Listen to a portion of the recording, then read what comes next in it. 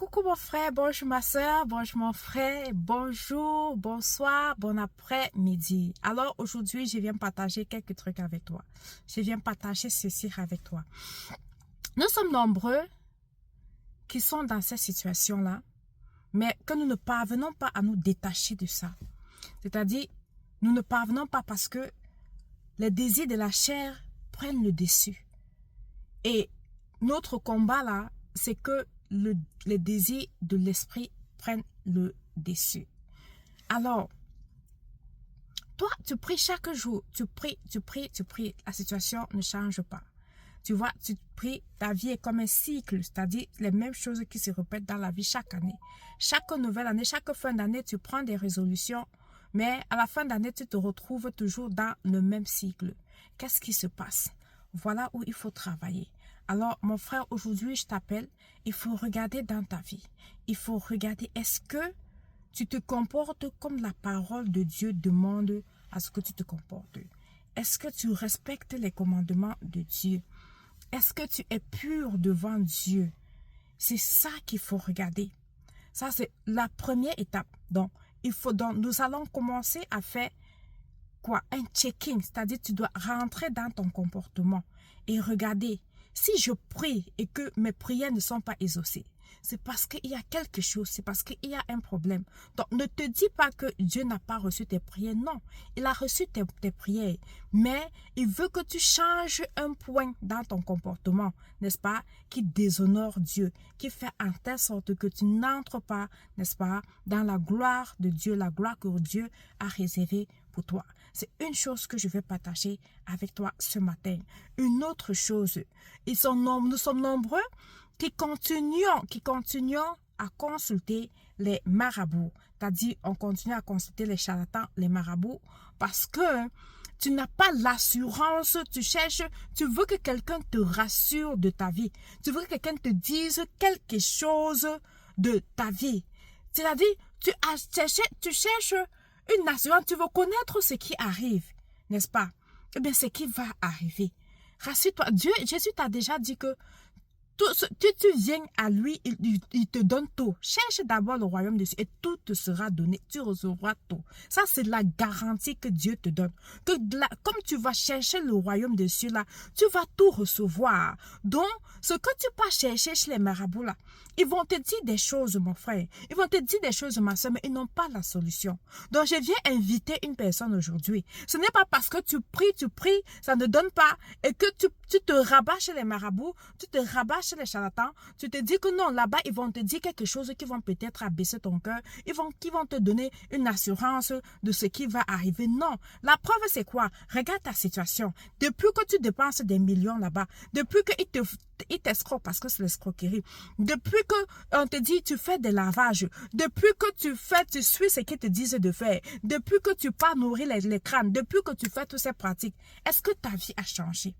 Est-ce que ta vie a changé? Donc, ce matin, le Seigneur t'appelle. Le Seigneur te dit, cherche d'abord le royaume de Dieu.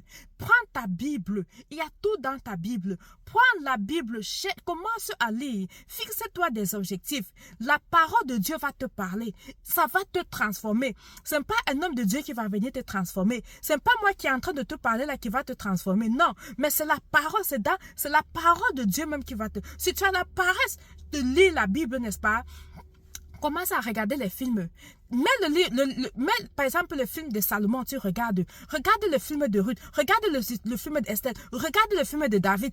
Commence à regarder les films. Ne regarde plus les films qui ne vont pas te servir. Commence à regarder les films religieux. Ça va t'enseigner. Ça va t'enseigner. Ça va te transformer. Et quand tu regardes, cherche à comprendre l'enseignement qui est caché dans ça. Cherche à comprendre la parole de Dieu, la voix de Dieu qui est dans ça. Parce qu'il y a la parole de Dieu dans ça, n'est-ce pas? Donc, c'est ce que je viens encourager une personne aujourd'hui. Ta situation n'est pas... Ta vie n'a même pas encore commencé. Ne te dis plus que depuis que tu pries, ça ne donne pas. Ne rentre plus, ne fais plus recours au marabout. Ne regarde pas les gens qui te détestent. Ne regarde pas les gens qui se moquent de toi ou qui disent, oh, il a changé. Ne dis pas que tu as perdu les amis. Ne dis pas parce que Dieu lui-même dans sa parole, il dit, quiconque cherchera... Dans Matthieu 16, 25, il dit, car celui qui voudra sauver sa vie, la perdra, mais celui qui perdra sa vie à cause de moi, la trouvera. Ça veut dire qu'en faisant ceci, ça veut dire que tu portes ta croix. Ton chemin est droit. C'est un seul chemin, il n'y a pas deux chemins. C'est une voie droite. C'est Jésus. C'est lui qui est le chemin, c'est lui qui est la vérité. Et qui qu'en soit, même si c'est ton père, même si c'est ta mère, même si c'est un frère, même si c'est quiconque qui vient te dire, tu n'es pas sur le bon chemin, tu dis que tu es sur le bon chemin. Car Jésus lui-même, il dit, dans Matthieu 10, 35, 38, il dit, car je suis venu mettre la division entre l'homme et son père, entre la fille et sa mère, entre la belle-mère et sa belle-mère et sa belle-fille.